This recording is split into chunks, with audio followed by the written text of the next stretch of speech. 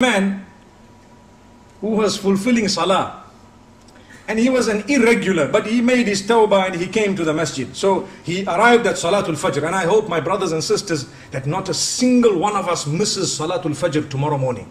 Is that a promise? By the will of Allah. You know, inshallah means 2-3 things. I'm sure you're aware. When people say inshallah, then you say, are you coming to my house? I say inshallah. Then when they don't come, you say, did I say yes? I just said inshallah. You got to say yes, inshallah. So are we ready tomorrow morning, Fajr? Yes. And the other 4 salahs as well. MashaAllah. Not just Fajr. Okay. So this man walks in for Salatul Fajr and he's standing. And the Imam starts reading Surah Al-Baqarah. Okay. He reads Surah Al-Baqarah. And it's a nice long surah. You know, Surah Al-Baqarah is very long. So this man is standing and he's thinking, hey, this Imam is reading long. Now, one of the cries of the masjid, my beloved Imams who lead the salah, do not over-lengthen your salah. Stick to that which is sunnah and understand it.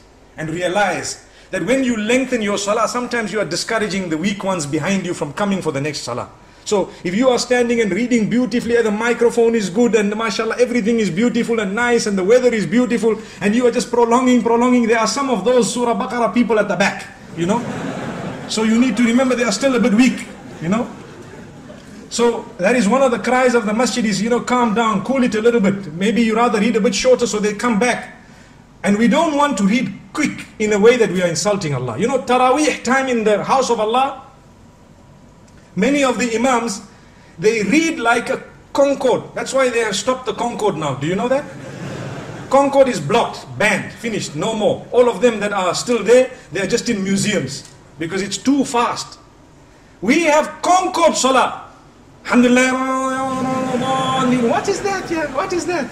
You are insulting Allah subhanahu wa ta'ala. Rather read short and clear than to read long and unclear, an insult to Allah.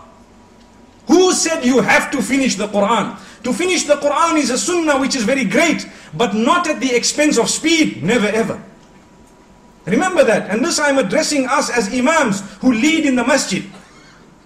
People say, I went and I listened to the whole Quran. That man used to finish Taraweeh in 10 minutes. Ah, what did you hear? You just heard the humming of a bee, that's all. Like a sound of a mosquito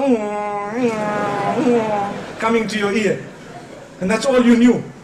May Allah protect us. So this man came in for salah and he's reading the Surah Al-Baqarah is being read. And at the end of the salah, you know, he looked at the man next to him, nudged him. He says, hey, this Imam read very long. Which surah did he read? So he says, it is called Surah Al-Baqarah, which means the cow, and it is the longest surah in the Quran. So he said, okay, now I must ask, before I start my salah, which surah is being read?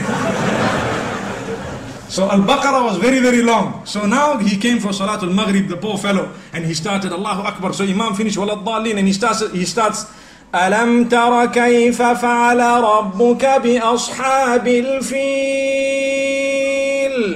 So this man nudges the other one and says, you know what, before you start, what surah is this? He says, this is the elephant, Al-Fil. So that man says, if Baqarah was so long, I'm sure Fil must be even longer, let me go away. My brothers and sisters, remember, this is the attitude and mentality of some of the public, because they are weak. So he says, no, this is one of the shortest surahs in the Quran. The reason I'm saying this, many reasons, there are many benefits for all of us. But one of them is, we have not yet made an effort to know the surahs and their meanings. That is why we do not achieve the sweetness within the salah. I have had occasions where I have led personally some long